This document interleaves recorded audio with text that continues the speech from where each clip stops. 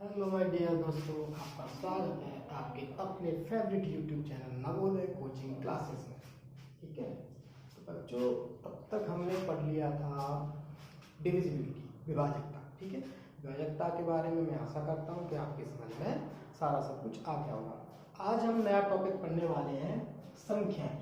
संख्याओं के बारे में जानेंगे कि संख्याएं कितने प्रकार की होती हैं, क्या क्या उनके नाम होते हैं और नाम के हिसाब से वो संख्याएं कौन कौन सी होती हैं। ठीक है, तो आज हम इसको ध्यानपूर्वक समझेंगे।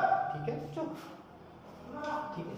तो देखो, संख्याएं मैंने चार्ट बना रखा है, आप इसका स्क्रीनशॉट ले लीजिए या फिर इसको नोट कर लीजिए वीडियो को पॉज करके। ठीक है, तो पहले हम संख्याओं को समझते हैं। संख्याएं एक सबसे हेड होती है, जैसे हमारे देश में राष्ट्रपति होता है सबसे ऊपर। ठीक है, तो ऐसे ही हमारे संख्याओं में सबसे हेड होती है, वो होती है सम्मिश्र संख्याएं। कौन सी संख्या होती है? सम्मिश्र संख्याएं। सम्मिश्र संख्याएं, सम्मिश्र संख्याओं को हम दो भागों में डिवाइड करते हैं। सम्मिश्र संख्याओं को हम कितने भागों में डिवाइड करते हैं? दो भागों में। एक होती है वास्तविक संख्या और दूसरी होती है काल्पनिक संख्या। वास्तविक संख्याओं को इंग्लिश में बोलते हैं रियल नंबर और काल्पनिक संख्याओं को इंग्लिश में बोलते हैं इमेजिनरी नंबर। ठीक है, वास्तविक संख्याओं को हम आगे दो पार्ट्स में डिवाइड करते हैं। वास्तविक संख्याओं को दो पार्ट्स में डिवाइड करते हैं। नंबर फर्स्ट परिमेय संख्या, इरेशनल नंबर। सेकंड परिमेय संख्या, जिसे रेशनल नंबर बोलते हैं। ठीक है, आगे अपरिमेय संख्याओं को तो यही पे ऐड कर देते हैं। इसके बाद आती है परिमेय संख्या। परिमेय संख्याओं को हम आगे दो पार्ट्स में डिवाइड कर देते हैं। एक होती है पूर्णांक संख्याएं, एक होती है दशमलव संख्याएं। ठीक है बच्चों, दशमलव संख्याएं। अब क्या, इसके बाद पूर्णांक संख्या है। पूर्णांक संख्याओं को हमने दो भागों में डिवाइड कर दिया, पूर्ण संख्या और एक प्राकृत संख्या। ठीक है, प्राकृत संख्याओं को पूर्ण संख्या और प्राकृत संख्या हुई इसमें। इसके बाद प्राकृत संख्याओं को हमने डिवाइड कर दिया सम संख्याओं में, विषम संख्याओं में और even number, odd number, composite number, भाज्य संख्याओं में, प्राइम नंबर, अभाज्य संख्याएं और को प्राइम नंबर। ये कि इस अभाज्य संख्याओं का ही एक पार्ट है, मैंने यहीं पे इंक्लूड कर दिया इसको, जिसे बोलते हैं सह अभाज्य संख्याएं। ठीक है बच्चों, तो एक एक करके हम इस सारी संख्याओं के बारे में धीरे धीरे करके समझ लेंगे। ठीक है, तो अब हम थोड़ा सा बताते हैं सम्मिश्र संख्याओं के बारे में। सम्मिश्र संख्याएं क्या होती हैं, मैं इसको मिटा देता हूं, आप नोट कर लेना। ठीक है, चार्ट को बना लेना पूरा। तो देखो, सम्मिश्र संख्या क्या होती है, ये आपको 11th और 12th के मैथ में पढ़ने को मिलेंगी। ठीक है, कौन से मैथ मिलेंगे? 11th और 12th के मैथ में। सम्मिश्र संख्या, सम्मिश्र संख्याओं का एक रूप होता है। जैसे हमारी कोई भी संख्या बनी होती है वो इस फॉर्म में बनी होती है, a plus iota B, a plus iota B, इस फॉर्म में बनी होती है। यहाँ पर जो आयोटा होता है उसकी वैल्यू होती है रूट की -1, रूट की -1। और a होता है, इसका जो a भाग होता है, a भाग होता है वो तो वास्तविक संख्या, वो हमारी क्या होती है? वास्तविक संख्या। और आयोटा बी भाग है, ये कौन सी? हमारी काल्पनिक संख्या। कौन सी है? काल्पनिक संख्या। कहने का मतलब, अगर मैं सम्मिश्र संख्या को समझाऊं तो ऐसी संख्या जो वास्तविक संख्या और काल्पनिक संख्या के संयोग मतलब जोड़, इससे बनकर के बनी होती है, उसे बोलते हैं हम सम्मिश्र संख्या। ठीक है, सम्मिश्र संख्या को कितने भागों में बांटा? काल्पनिक संख्या या वास्तविक संख्या, या फिर उल्टा बोल दो कि वास्तविक संख्या और काल्पनिक संख्या के योग से जो संख्या बनी होती है उसे हम सम्मिश्र संख्या बोलते हैं। ठीक है, तो इस तरीके से कोई संख्या बनी होती है जिसका जो फर्स्ट पार्ट होता है वो हमारी वास्तविक संख्या होती है, और सेकंड आयोटा बी वाला जो पार्ट होता है इसको बोलते हैं आयोटा, आयोटा, जिसका की वैल्यू कितनी होती है? इसकी रूट के -1 वैल्यू होती है। ठीक है, ये हमारी होती है काल्पनिक पार्ट। ठीक है, तो ये होगी सम्मिश्र संख्याएं। सम्मिश्र संख्या में वास्तविक संख्या भी समझ में आ गई। वास्तविक संख्या जो रियल पार्ट होता है, एक्चुअल जो पार्ट होता है, इमेजिनरी पार्ट जिसकी हम कल्पना कर सकते हैं, इस तरीके की कोई भी हमारी संख्या नहीं होती, ये ओनली काल्पनिक होता है। ठीक है, चलो इसके बाद हम आते हैं वास्तविक संख्याओं को हमने दो पार्ट्स में डिवाइड किया था, एक परिमेय संख्याओं में और एक अपरिमेय संख्याओं में। एक परिमेय संख्या और एक अपरिमेय संख्या। चलो इनको समझ लेते हैं। इसको बोलते हैं इंग्लिश में रेशनल नंबर,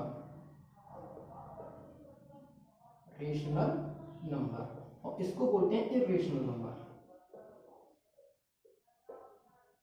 इरेशनल नंबर। अब देखो इसकी हम डेफिनेशन समझते हैं क्या होती है। परमेय संख्या, परमेय संख्या हमारी वो संख्याएं होती हैं जिन्हें P बटे Q के रूप में, P बटे Q के रूप में, जिन्हें P बटे Q के रूप में लिखा जा सकता है, लिखा जा सकता है। ठीक है, ऐसी संख्याएं जिन्हें P बटे Q के रूप में लिखा जा सकता है। पर लेकिन यहाँ पर कुछ कंडीशन होती है। कंडीशन क्या होती है? एक तो फर्स्ट कंडीशन होती है कि हमारा Q is not equal to 0। Q का मान हमारा, क्योंकि Q यहाँ पर कहाँ है? डिनोमिनेटर में, हर में है, इस वजह से Q का मान हमारा 0 नहीं होना चाहिए। और सेकंड क्या होती है? सेकंड होती है P और Q बोथ आर, दोनों कैसे होने चाहिए? इंटीजर, पूर्णांक संख्या होनी चाहिए। दोनों पूर्णांक हो, दोनों पूर्णांक होने चाहिए। यहाँ पे Q is not equal to 0 मैंने बोला है। ये क्यों बोला है? क्योंकि जब भी मैं किसी भी संख्या में 0 का भाग दे देता हूँ तो हमेशा उसकी वैल्यू कितनी आ जाती है? इन्फिनिटी आ जाती है, अनंत आ जाती है। कितनी आ जाती है? अनंत। इस वजह से अनंत आ जाती है। ठीक है, इस वजह से यहाँ पर Q की वैल्यू हमारी कितनी होनी चाहिए? 0 नहीं होनी चाहिए। 0 के अलावा कुछ भी हो सकती है, माइनस में हो सकती है, प्लस में हो सकती है। ठीक है, तो ऐसी संख्याएं जिन्हें हम P बटे Q के रूप में लिखा जा सकता है, वो संख्याएं हमारी परमेय संख्या होती हैं या रेशनल नंबर होते हैं। अगर मैं इसके कुछ एग्जांपल लूं, जैसे अगर मैं इसके कुछ एग्जांपल लूं, तो ले लो कोई भी एग्जांपल, सिंपल से सारे एग्जांपल ले लो। 4 ले लो, 5/2 ले लो। देखो P बटे Q के रूप में है कि नहीं? P बटे Q का मतलब एक भिन्न के रूप में। P बटे Q का मतलब क्या है? भिन्न के रूप में, भिन्न के रूप में। हमें पता है एक का तो हर एक में भाग होता है, तो एक को तो किसी में भी लिख सकते हैं। 22/7, 22/7 क्या होता है? पाई की वैल्यू होती है। पाई की वैल्यू होती है कि नहीं? 22/7। ठीक है, पर पाई को हम इसमें नहीं रखते हैं, इसकी वैल्यू को हम रेशनल नंबर में रखते हैं, परमेय संख्याओं में। ठीक है, और पाई को हम रखते हैं इरेशनल नंबर में। 22/7 और ले लो, 5/8, कुछ भी ले लो। ठीक है, इस तरीके से बहुत सारे एग्जाम्पल हम रख सकते हैं। तो ऐसी संख्या है जिन्हें हम P बटे Q के रूप में लिख सकते हैं इजीली, वो हमारी परमेय संख्याएं होती हैं, जहाँ पे कि हमारा जो नीचे वाला है डिनोमिनेटर है वो हमारा 0 नहीं होना चाहिए। P और Q दोनों हमारे क्या हो सकते हैं? पूर्णांक होते हैं। ठीक है, इसके बाद आते हैं हम अपरिमेय संख्याओं पे। अपरिमेय संख्या मतलब इरेशनल नंबर। सिंपल सा है, जो परमेय होगी वो अपरिमेय नहीं होगी, जो अपरिमेय होगी वो परमेय नहीं होगी। दोनों एक दूसरे के अपोजिट। ठीक है, एंटी पार्टी रहती है इन दोनों की। ठीक है, तो अपरिमेय संख्याएं ऐसी संख्याएं, ऐसी संख्याएं, ऐसी संख्याएं जिन्हें हम P बटे Q के रूप में नहीं लिख सकते। ऐसी संख्याएं जिन्हें हम P बटे Q के रूप में नहीं लिख सकते। ऐसी संख्या कौन सी होती है? अपरिमेय संख्याएं होती हैं। और ऐसी संख्या कौन सी होती हैं? सारी रूट वाली, सारी रूट वाली। पर रूट वाली वो होंगी जो कि परफेक्ट स्क्वायर रूट में नहीं हो। जैसे कि मान लो मैंने लिख दिया √4 लिख दिया। √4 की तो मुझे वैल्यू पता है 2 होती है, तो इस वजह से ये हमारी अपरिमेय संख्या नहीं होगी। जैसे √5 लिख दिया तो ये हमारी अपरिमेय है। पाई का साइन जो होता है वो भी हमारी अपरिमेय संख्या होती है। ठीक है, पर पाई की वैल्यू भी मैंने बताया 22/7, ये हमारी क्या होती है? परमेय संख्या होती है। ठीक है, तो ये याद रखना, ये पूछ लिया जाता है पाई की वैल्यू। पाई एक कैसी संख्या है? अपरिमेय है कि परमेय? तो पाई हमेशा कौन सी होती है?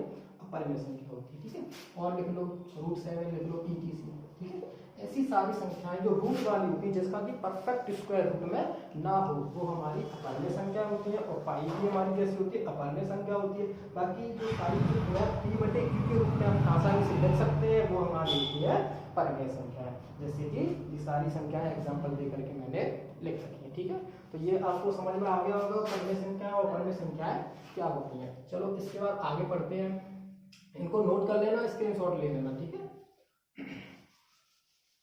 इसके बाद आगे बढ़ते हैं। आगे कौन सी संख्या लिखाएंगे? इसके बाद हम पढ़ते हैं पूर्णांक संख्या। पूर्णांक संख्या क्या होती है? पूर्णांक संख्या क्या होती है?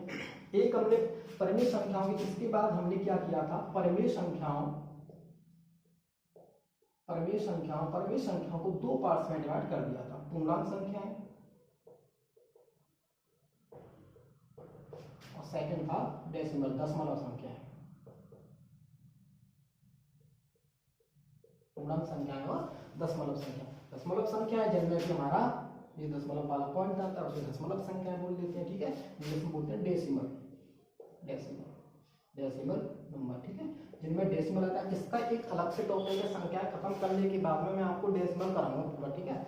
तो संख्याओं मतलब जो डेसिमल जिसमें आएंगे वो दशमलव संख्या हो जाएंगे। पूर्णांक संख्या है, पूर्णांक संख्याओं को अगर मैं एक नंबर लाइन से ऐसे करके दिखाऊं आपको, ऐसे करके, ये हमारी क्या होती है संख्या रेखा, संख्या रेखा, ठीक है। ये हमारी होती है संख्या रेखा।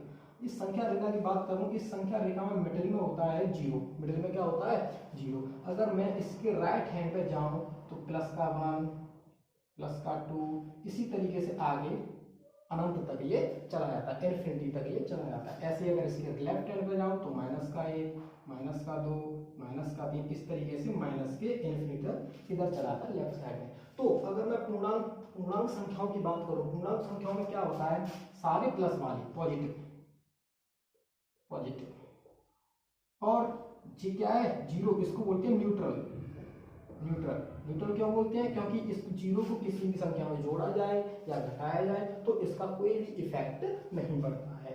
जी इधर बाएं साइड वाले लेफ्ट साइड वाले क्या होते हैं नेगेटिव, ठीक है। तो पूर्णांक संख्याओं की अगर मैं परिभाषा की डेफिनेशन की बात करूं तो पूर्णांक संख्याओं की डेफिनेशन होगी ऑल पॉजिटिव, सभी धनात्मक, सभी धनात्मक, ऋणात्मक तथा न्यूट्रल यानी उदासीन को पूर्णांक कहते हैं, को पूर्णांक संख्या कहते हैं, पूर्णांक संख्या कहते हैं। इसी हिसाब से अगर पूर्णांक संख्याओं को देखा जाए तो हम 3 पार्ट्स में डिवाइड कर सकते हैं। पूर्णांक संख्याओं को हम कितने पार्ट्स में डिवाइड कर सकते हैं, 3 पार्ट्स में डिवाइड करते हैं। कैसे, धनात्मक पूर्णांक, धनात्मक पूर्णांक, धनात्मक पूर्णांक कौन से होंगे, जो प्लस की तरफ जाएंगे, +1, +2, प्लस का 3, इसी तरीके से अनंत तक। और यहाँ पे उदासीन, उदासीन का मतलब न्यूट्रल, उदासीन का मतलब न्यूट्रल, ठीक है। तो ये इसमें क्या आ जाएगा, ओनली जीरो आ जाएगा। और इधर बात करूं तो ऋणात्मक पूर्णांक,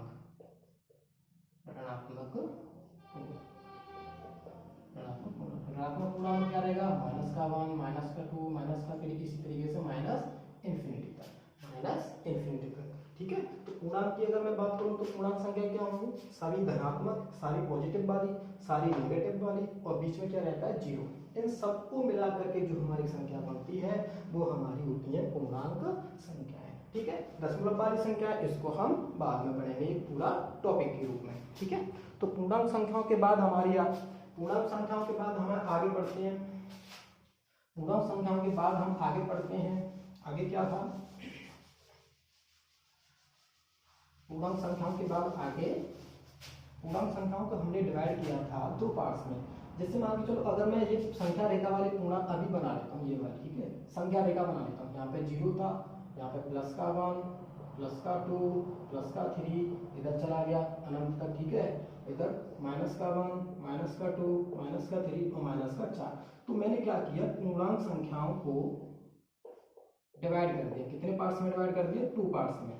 फर्स्ट कौन सा, पूर्ण संख्या, फर्स्ट कौन सा, पूर्ण संख्या, और दूसरा प्राकृत संख्या, प्राकृत या इसको प्राकृतिक बोलते हैं, प्राकृतिक संख्या, और इंग्लिश में बोलते हैं इसे नेचुरल नंबर, नेचुरल नंबर, या इसका इंग्लिश में एक और नाम है काउंटिंग नंबर्स, काउंटिंग नंबर्स, ठीक है। गिनने वाली संख्या, ऐसी संख्या जिन्हें हम गिनने के काम में लेते हैं। चलो मैं इस शुरुआत से एक्सप्लेन कर देता हूँ। अगर मैं यहाँ पे पूर्णांक संख्याओं के बाद इसको अब प्राकृत संख्याओं, पूर्ण संख्याओं को बताऊं, प्राकृत संख्याएं, प्राकृत संख्याएं या नेचुरल नंबर या काउंटिंग नंबर्स कौन से होते हैं, काउंटिंग नंबर्स। अब मैं आपको मान के चलो मेज रखी हुई है, उनको मैं बोलूँ आप इनको गिन के बताओ, तो आप कैसे गिनोगे, क्या ऐसे गिनोगे, ये माइनस का 1, माइनस का 2, माइनस का 3, माइनस का 4, इस तरीके से गिनते हो, नहीं गिनते ना। या फिर अगर फिर मैं और एक बार और बोलूँ तो आप ऐसे गिनोगे, कहेंगे 0, 1, 2, 3, 4, 5, 6, इस तरीके से गिनोगे, नहीं गिनोगे। तो कैसे गिनोगे, आप जैसे ही मैं बोलूँगा कि बच्चों इन जो टेबल रखी है इनको गिन के बताओ, तो कैसे गिनोगे, 1, 2, 3, 4। तो कहाँ से स्टार्ट किया आपने, 1 से। कहां से स्टार्ट किया?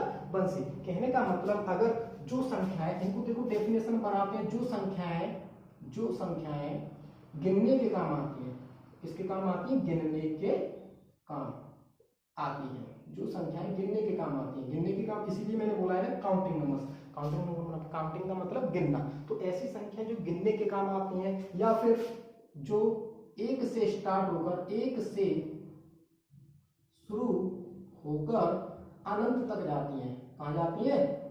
अनंत तक जाती हैं। ऐसी संख्या हमारी कैसी होती है? प्राकृत संख्या होती है। ऐसी हमारी संख्या कौन सी होती है? प्राकृत संख्या। अगर एग्जांपल से मैं इसको समझाऊं तो एग्जांपल से क्या रहेगा? 1 2 3 4 इस तरीके से अनंत तक। अगर मैं इस नंबर लाइन में इन संख्याओं को देखूं तो वो कहां से स्टार्ट हो रही है? ये वाली। इन संख्याओं को मैंने क्या बोला था? धनात्मक पूर्णांक। क्या बोला था? धनात्मक पूर्णांक। तो अगर मैं या तो फिर धनात्मक पूर्णांक बोलूं या फिर प्राकृत संख्या बोलूं, एक ही बात है। ठीक है, या तो धनात्मक पूर्णांक बोलूं या प्राकृत संख्या बोलूं, एक ही बात है। ठीक है, तो इसमें से आप पहचान सकते हो। अब आती है दूसरे नंबर का पूर्ण संख्या। दूसरे नंबर पर क्या आती है? पूर्ण संख्या। पूर्ण संख्या को इंग्लिश में बोलते हैं whole number. Whole number, whole number, whole number, whole number. Whole number क्या होते हैं? होल नंबर होते हैं, अगर देखो ये वाली थी 1 से स्टार्ट होकर के गई थी, वो थी हमारी प्राकृत संख्या या काउंटिंग नंबर। इस प्राकृत संख्याओं में अगर मैं इस 0 को और ऐड कर लूं, इसी के भाई बंधु 0 को हम पॉजिटिव में रखते हैं वैसे। ठीक है, वैसे तो ये न्यूट्रल होता है, लेकिन आप इसको हम किस में रख लेते हैं? पॉजिटिव में रख लेते हैं। अगर प्राकृत संख्याओं में मैं 0 को और ऐड कर लूं तो ये हमारी संख्या हो जाती है पूर्ण संख्या। कहने का मतलब 0 से शुरू होने वाली, 0 से शुरू होकर अनंत तक जाने वाली संख्याओं को क्या कहते हैं? पूर्ण संख्याएं कहते हैं। पूर्ण संख्याएं कहते हैं।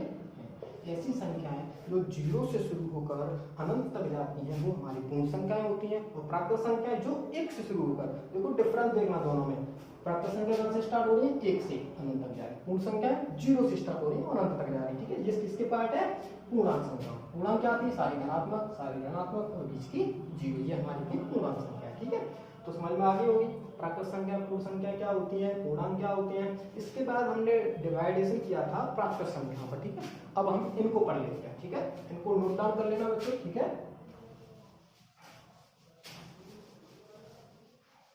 अब हम पढ़ लेते हैं प्राकृत संख्या। प्राकृत संख्याओं को हमने डिवाइड किया है प्राकृत संख्या, या इनको बोलते हैं प्राकृतिक संख्या। प्राकृतिक संख्या, ठीक है, प्राकृतिक संख्या। तो प्राकृतिक संख्याओं को हमने डिवाइड किया फर्स्ट नंबर पे सम संख्या यानी इवन नंबर। सेकंड था विषम संख्या या ऑड नंबर। ठीक है, सम संख्याएं ऐसी प्राकृत संख्याएं होती हैं। सम संख्याएं ऐसी प्राकृत संख्या, कैसी संख्या? प्राकृत संख्या, क्योंकि ये कहां से निकली है? प्राकृत संख्याओं से निकली है। तो ऐसी प्राकृत संख्या जिनमें 2 का पूरा भाग चला जाए। तो ऐसी प्राकृत संख्याएं जिनमें 2 का पूरा भाग चला जाए वो हमारी सम संख्याएं होती हैं। कौन सी सम संख्या होती है? जिनमें 2 का पूरा भाग चला जाए। एग्जांपल के लिए तो स्टार्ट कहां से होती है? ये देखो प्राकृत संख्या स्टार्ट कहां से होती है? 1 से। 1 के बाद 1 में तो 2 का भाग जाता नहीं है, तो 1 के बाद क्या आती है? 2। तो 2 में तो चला जाता 2 का भाग। 2 के बाद आएगी 3 में नहीं जाता तो किसमें जाएगा? फिर 4, 5 में नहीं जाता, 6, 7 में नहीं जाता, तो फिर क्या आएगी? 8, 9 में नहीं जाता, फिर 10। इसी तरीके से आपको अल्टरनेट डिफरेंस कितने का चलेगा? 2 का डिफरेंस। कितने का डिफरेंस चलेगा? 2 का डिफरेंस। हर 2 के डिफरेंस में हमारी ये संख्याएं आती जाएंगी। ठीक है, हर 2 के डिफरेंस में हमारी ये संख्या आती जाएंगी। ये संख्या हमारी कौन सी होती है? सम संख्या। पहली सम संख्या कौन सी होती है? 2। पहली सम संख्या कौन सी है? 2। ठीक है, कहाँ से स्टार्ट हो रही है? 2 से स्टार्ट हो रही है, तो इसलिए हमारी सबसे छोटी सम संख्या कौन सी होगी? 2। और सबसे बड़ी का तो पता नहीं, क्यों? क्योंकि ये हमारी अनंत तक जाती है, इस वजह से हमें सबसे बड़ी का नहीं पता। अब आती है हमारी विषम संख्या। तो जो सम संख्या होती है उसके अपोजिट हमारी विषम संख्या होती है, ठीक है। तो ऐसी प्राकृत संख्या जिनमें 2 का पूरा भाग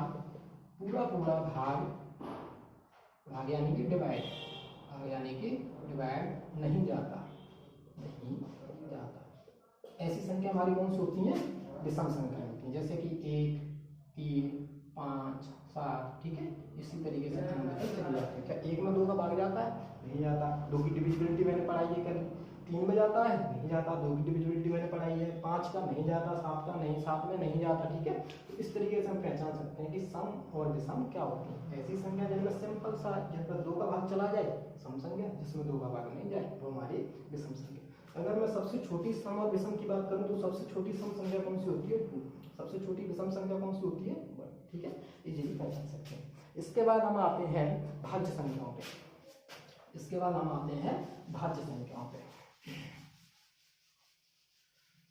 भाज्य संख्या और अभाज्य संख्या। भाज्य संख्या यानी कंपोजिट नंबर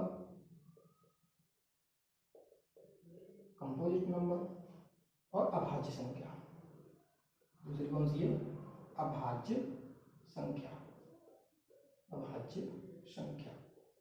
ठीक है। भाज्य संख्या और अभाज्य संख्या। तो भाज्य संख्या और अभाज्य संख्या को हम पढ़ते हैं। भाज्य संख्याओं को हम बोलते हैं दूसरे और नामों से इसे जाना जाता है संयुक्त नंबर, संयुक्त संख्या, या फिर इसे एक और नाम से जाना जाता है यौगिक संख्या, ठीक है बच्चों। तो ये भी ध्यान रखना, अगर कहीं पर संयुक्त संख्या नाम आ जाए तो वो भी भाज्य संख्या होती है, कहीं पर यौगिक संख्या करके नाम आ जाए तो वो भी हमारी कौन सी होती है? भाज्य संख्या। अब इसे समझ लेते हैं कि ये हमारी होती क्या है, ठीक है। तो अगर पहले मैं बात करता हूँ अभाज्य संख्याओं को समझाता हूँ। अभाज्य संख्या क्या होती है? ऐसी संख्या जिसके केवल और केवल 2 गुणनखंड होते हैं। क्या होते हैं? ऐसी संख्या जिसके केवल और केवल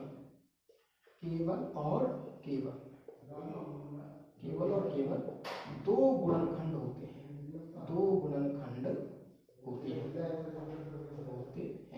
गुणनखंड का मतलब क्या होता है?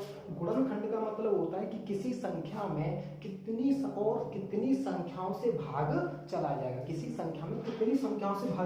जैसे कि मैं एग्जांपल लेता हूं, मान के चलो मैंने संख्या ले ली 5। क्या मैं इसे 5 को देख करके बता सकता हूँ कि इस संख्या में किन संख्याओं से भाग चला जाएगा? तो देखो 1 का इसमें भाग चला जाएगा, 1 का तो हर एक में जाता है। 1 के बाद 2 का नहीं जाएगा, 3 का नहीं जाएगा, 4 का नहीं जाएगा, फिर किसका जाएगा? 5 का जाएगा। किसका चला जाएगा? 5 का चला जाएगा। और इन 1 के और 5 के अलावा कोई और ऐसी संख्या है जिसमें इसका भाग चला जाए? कोई ऐसी है?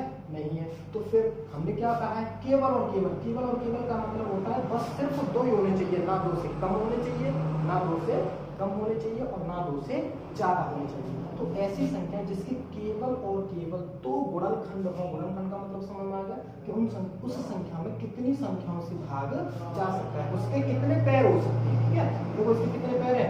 2 पैर है कि नहीं? 2 पैर है कि नहीं? तो कितनी संख्याओं से भाग चला जा सकता है, तो वो होते हैं हमारे गुणनखंड। तो अभाज्य संख्या कौन सी संख्या होती है? भाज्य संख्या ये संख्या होती है जिसके केवल और केवल कितने गुणनखंड हो? 2। और कौन से? ये तो एक तो 1 और दूसरा सेल्फ। दूसरा कौन सा होता है? सेल्फ, ठीक है। एक तो 1 और दूसरा सेल्फ। ये हमेशा किसी भी अभाज्य संख्या के ओनली ये 2 गुणनखंड होंगे। एक तो वो खुद ही होगी स्वयं, और एक कौन सी होगी? 1 होगी। अगर मैं अभाज्य संख्याओं की स्टार्टिंग की बात करता हूँ कि अभाज्य संख्या स्टार्ट कहाँ से होती है, तो जैसे मैं मान के चलो 1 को लेता हूँ। क्या 1 हमारी अभाज्य संख्या है? नहीं है। क्यों? क्योंकि एक तो ये खुद ही 1 है, और 5, और ये एक भी एक तो इसमें 1 का डिवाइड करना है, और एक ये खुद भी 1 है, तो इसका गुणनखंड कितना बन पा रहा है? 1 गुणनखंड बन पा रहा है। कितना गुणनखंड बन पा रहा है? 1, क्योंकि खुद भी 1 है और उसको संख्या भी 1 ही है, ठीक है। तो इस वजह से इसका 1 ही गुणनखंड बन पा रहा है। पर अभाज्य संख्याओं में कितने चाहिए? 2 गुणनखंड चाहिए। कितने गुणनखंड चाहिए? 2। तो इस वजह से ये हमारी अभाज्य संख्या नहीं है। तो 1 नहीं है तो फिर 1 के बाद कौन सी आएगी? 1 के बाद कौन सी आएगी? फिर हमारी 2 आएगी। एक तो हमारी कुछ भी नहीं, एक तो हमारी है ही नहीं अभाज्य संख्या, तो 1 के बाद कौन सी आएगी? 2 आई। ठीक है, तो 2 है, 2 में देखो एक तो 1 का भाग जाता है और एक हमारा 2 का भाग जाता है। इसके अलावा किसी का भाग जाता है? नहीं जाता। तो 2 के बाद फिर 3 आए, 3 में 1 का जाता है और फिर 3 का जाता है। 3 के बाद हमारी 4 आई। तो क्या 4 वाई संख्या है? देखते हैं। 1 का चला जाएगा और 4 का चला जाएगा और बीच में देखो इसकी 3 टांग बन गई, पर हमें कितने चाहिए? 2 चाहिए। इसकी कितनी टांग बन गई? 3 टांग बन गई। तो ये हमारी अभाज्य संख्या नहीं है। तो ये हमारी अभाज्य संख्या नहीं है। इस तरीके से हम अभाज्य संख्या को पहचान सकते हैं। इसके बाद 2 के बाद क्या आएगी? फिर 5 आएगी। 2 के बाद कितनी आएगी? 5 आएगी। 5 के बाद 7, 7 के बाद 7, 8, 9, 10, 11 के बाद 12, 13, 13 के बाद 14 नहीं है, 15 भी नहीं है, 16 भी नहीं है, 17 के बाद 18, 19। तो इस तरीके से ये संख्याएं हमारी आगे बढ़ती रहेंगी। इस तरीके से हमारी सारी संख्या बढ़ती रहेंगी। तो देखो इसमें एक सिंपल सा क्वेश्चन पूछा जाता है, इन संख्याओं में सिंपल सा क्वेश्चन पूछा जाता है। वो क्वेश्चन ये रहता है कि 1 से 100 तक कितनी अभाज्य संख्याएं होती हैं? अभाज्य संख्याएं होती हैं। तो आपको सिंपल सा बस ये याद कर लेना है। क्या कर लेना है? आपको सीधा लर्न कर लेना है, LEAR। आपको ये सिंपल से याद कर लेना कि 1 से 100 तक हमारी अभाज्य संख्याओं की जो संख्या होती है वो 25 होती है। ठीक है, ठीक है बच्चों। 1 से 100 तक हमारी अभाज्य संख्याओं की संख्या कितनी होती है? 25 होती है। अगर मैं 1 से 50 तक बात करूं, 1 से 50 तक, तो 1 से 50 तक जो हमारी अभाज्य संख्याओं की संख्या होती है वो 15 होती है। और 50 से ऊपर जैसे ही 100 तक बात करता हूँ तो इसमें हमारी अभाज्य संख्या की संख्या 10 होती है। तो इस तरीके से 1 से लेकर 100 तक हमारी अभाज्य संख्याओं की संख्या 10 और 15 कितनी हो जाती है? 25 हो जाती है। ठीक है, इसको भी नोट डाउन कर लेना, इंपॉर्टेंट क्वेश्चन है। ठीक है, इंपॉर्टेंट क्वेश्चन। और इसमें देखो क्या क्वेश्चन पूछे जाते हैं, और इसमें क्या क्वेश्चन पूछे जाते हैं, इसको मिटा रहा हूं मैं, लिख लेना। ठीक है, और इसमें एक क्वेश्चन रहता है सबसे छोटी अभाज्य संख्या क्या होती है? तो हमारी सबसे छोटी अभाज्य संख्या क्या होती है? सबसे छोटी अभाज्य संख्या, अभाज्य संख्या। तो सबसे छोटी अभाज्य संख्या कितनी है? 2। सबसे छोटी अभाज्य संख्या कितनी है? 2 है। ठीक है, अब मैं देखो एक बात करूं, अगर मैं यहाँ पे ध्यान से देखूं तो देखो 3, 3 के बाद 5, 5 के बाद 7, 7 के बाद 11 आ गया। तो इनमें डिफरेंस कितने का था? 2, 2, 2 का, 2 का। अगर मैं इनको ध्यान से देखूं तो क्या ये विषम संख्या नहीं है? 3, 5, 7। तो 3 लगातार, देखो एक क्वेश्चन और बनता है, 3 लगातार, 3 कैसी? लगातार, लगातार आनी चाहिए। विषम कैसी है? ये विषम भी है। अभाज्य संख्याएं कौन सी होती है? 3 लगातार विषम अभाज्य संख्याएं कौन सी होती है? कौन सी होती है? 3, 5 और 7। ये भी एक इंपॉर्टेंट क्वेश्चन है कि 3 लगातार विषम अभाज्य संख्याएं हमारी कौन सी होती है? कौन सी होती है वो? 3 होती है, 5 और 7। ये 3 हमारी लगातार विषम अभाज्य संख्याएं होती है। ठीक है बच्चों, तो इनको ध्यान रखना कि सबसे छोटी अभाज्य संख्या कितनी होती है? 2 होती है। 3 लगातार विषम अभाज्य संख्या कौन सी होती है? 3, 5, 7 होती है। 1 से 100 तक कितनी अभाज्य संख्याएं होती हैं? 25 होती हैं। 1 से 50 तक कितनी अभाज्य संख्याएं होती हैं? 15 होती हैं। ठीक है, तो इन सबको आपको इनके इंपोर्टेंस पॉइंट है, इनको याद रखना है। इंपोर्टेंट पॉइंट्स को इनको याद रखना है। ठीक है, ये होगी हमारी अभाज्य संख्याएं कंप्लीट। अभाज्य संख्याओं के बाद आते हैं हम भाज्य संख्याओं पे। अभाज्य संख्याओं के बाद क्या करते हैं? भाज्य संख्याओं पे आते हैं। देखो अभाज्य संख्या ऐसी वो संख्या थी जिसके केवल और केवल कितने गुणनखंड थे? 2 थे। यानी जिसके कितने पैर थे? हमारे 2 पैर थे। जिसके कितने पैर थे? 2 पैर थे। एक तो 1 और एक स्वयं। अगर 2 पैर के अलावा किसी संख्या के हमारे 3 या 3 से ज्यादा पैर हो जाए, कहने का मतलब ऐसी संख्या जिसके कम से कम 3 गुणनखंड हो, 3 गुणनखंड हो।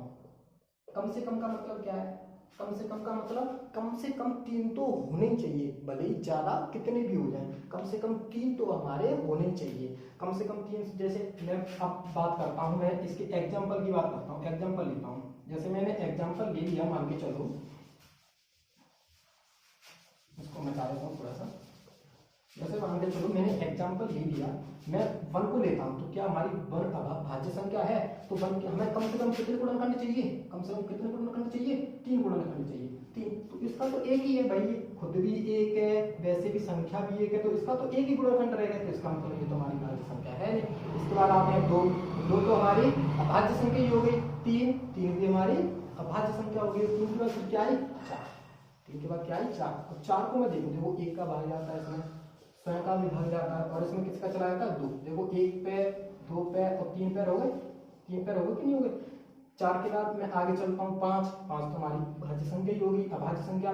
5 के बाद क्या आती है, 6 को अगर मैं ध्यान से देखूं तो 6 में देखो 1 का तो जाता ही है, 2 का भी आता है, 2 के बाद 3 का भी चला जाता है और 6 का भी चला जाता है। देखो इसको 3 से ज्यादा पैर हो गए, 1 पैर, 2 पैर, 3 पैर, 4 पैर, तो कम से कम 3 होने चाहिए, कम से कम 3 होने चाहिए, 3 कम से कम होने चाहिए, ठीक है। तो जिस संख्या के कम से कम 3 गुणनखंड होंगे, ज्यादा कितने भी हो जाए, 100, 50, 150, 200, कितने भी गुणनखंड हो जाए, पर कम से कम हमारे 3 गुणनखंड होने चाहिए। तो ऐसी संख्या जिसकी कम से कम 3 गुणनखंड होते हैं, वो हमारी क्या होती है, भाज्य संख्याएं होती है। तो भाज्य संख्याओं को मैं अगर देखूं स्टार्टिंग से, तो सबसे छोटी भाज्य संख्या कौन सी बनेगी, फिर 4, सबसे छोटी भाज्य संख्या 4, 4 के बाद 6, 7, 8, 8 के बाद 9, 10, 12, 14, 15, इस तरीके से ये हमारी भाज्य संख्याएं बनती जाएंगी, इस तरीके से हमारी भाज्य संख्याएं बनती हैं। तो देखो इसमें भी कुछ इंपोर्टेंट पॉइंट होते हैं, इंपोर्टेंट पॉइंट कौन कौन से हैं, जैसे फर्स्ट में लिखो सबसे छोटी भाज्य संख्या, सबसे छोटी भाज्य संख्या। तो सबसे छोटी भाज्य संख्या हमारी कौन सी होगी, जो पहले नंबर का है वही हमारी सबसे छोटी होगी, बाकी आगे तो बढ़ती जाएंगे। तो सबसे छोटी कौन सी होगी, 4, सबसे छोटी हमारी भाज्य संख्या 4। अब मैं एक क्वेश्चन और लिखता हूं, सबसे छोटी विषम भाज्य संख्या क्या होगी, विषम भाज्य संख्या। तो सबसे छोटी विषम भाज्य संख्या देख कर बताओ बच्चों क्या होगी। देखो 4 को मैं लेता हूं, तो 4 तो कैसी हमारी सम है, तो ये तो हो नहीं सकती। 6 तो ये भी नहीं हो सकती क्योंकि ये भी सम है। 8 तो ये भी नहीं हो सकती, तो फिर क्या आई, 9, फिर क्या आई, 9। तो ये कैसी है, अभाज्य भी है, भाज्य भी है, और कैसी है, विषम भी है। तो सबसे छोटी हमारी विषम भाज्य संख्या क्या होगी, 9 होगी। सबसे छोटी विषम भाज्य संख्या हमारी क्या होगी, 9 होगी, ठीक है। तो इस तरीके से आपको ये दोनों पॉइंट भाज्य संख्या और अभाज्य संख्या समझ में आए होंगे। भाज्य संख्या वो संख्या होती है जिसके कम से कम 3 फैक्टर होते हैं, 3 गुणनखंड होते हैं। गुणनखंड को इंग्लिश में क्या बोलते हैं, गुणनखंड को क्या बोलते हैं, फैक्टर, FACTR, जिसके कम से कम 3 गुणनखंड होते हैं, या 3 फैक्टर होते हैं, या 3 कहो पैर होते हैं, वो हमारी भाज्य संख्याएं होती हैं। और जिसके केवल और केवल 2 गुणनखंड होते हैं, ना 2 से कम होने चाहिए ना 2 से ज्यादा होने चाहिए, 2 ही होने चाहिए, एक तो खुद और एक 1, ठीक है। वो हमारी संख्याएं होती हैं अभाज्य संख्याएं, वो हमारी क्या होती है, अभाज्य संख्या, ठीक है। तो देखो अब देखो 2 भी आ गया, इसमें 2 भी आ गया, 3 भी आ गया, 5 भी आ गया, 7 भी आ गया और 11 भी आ गया, इस तरीके से 4, 6 इसमें आ गए। तो एक रह गया हमारा, क्या रह गया, एक 1 की बात करूं तो 1 क्या होता है, 1 भाज्य होता है कि अभाज्य होता है। तो मैंने अभाज्य में आपको समझाया कि ये अभाज्य तो नहीं होता, क्योंकि इसके लिए हमें कम से कम 2, इसके लिए हमें केवल 2 गुणनखंड चाहिए। भाज्य भी नहीं होता क्योंकि इसके लिए हमें कम से कम 3 गुणनखंड चाहिए। तो एक की प्रॉपर्टी नोट लगा करके लिख लो बेटा दोस्तों, एक की प्रॉपर्टी नोट लगा के लिख लो, एक ना तो भाज्य है, ना तो भाज्य है, और ना ही अभाज्य, ना ही अभाज्य। एक की प्रॉपर्टी में सीधा लिख लो, एक हमारी ना तो भाज्य संख्या होती है, ना हमारी अभाज्य संख्या होती है, ठीक है बच्चों। अब हमारी लास्ट संख्या रह गई है सह अभाज्य संख्या, उसको और देख लेते हैं। आज का लास्ट टॉपिक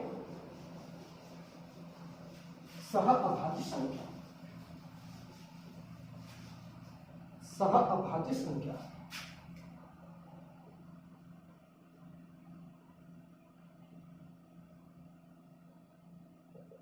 को प्राइम नंबर, को प्राइम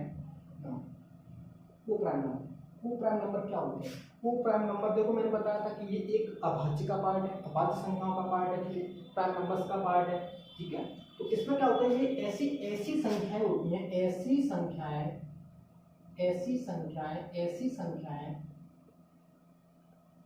जिनका जिनका HCF कितना होता है 1 होता है, 1 होता है। ऐसी संख्या जिनका HCF 1 होता है, ऐसी संख्या जिनका HCF 1 होता है, यानी कहने का मतलब ऐसी संख्या है, संख्या का मतलब ये एक से ज्यादा होंगी, ठीक है, संख्याएं बोला तो मतलब एक से ज्यादा होंगी। जिनका एचसीएफ को हम आगे टॉपिक में पढ़ेंगे। एचसीएफ क्या होता है, highest common factor. Highest common factor का मतलब अगर मैं उन दो संख्याओं को ले लूं तो उन दोनों में अगर किसी संख्या से भाग लूं तो ऐसी संख्या जिसमें केवल एक से भाग जा सकता है। जैसे मैं एग्जाम्पल से समझाता हूँ, अच्छा समझ में आएगा। जैसे मान के चलो मैंने ले लिया 3 और 5, जैसे मान के चलो मैंने ले लिया 3 और 5, तो देखो अगर मैं इनका क्या कोई ऐसी संख्या है यहाँ पर, क्या कोई ऐसी संख्या है जो 3 और 5 दोनों को डिवाइड कर दे, 3 और 5 को दोनों को डिवाइड कर दे। आप कहोगे 3, ठीक है मैंने मान लिया 3 और 3 को ही तो डिवाइड कर देगा, 5 को कर देगा,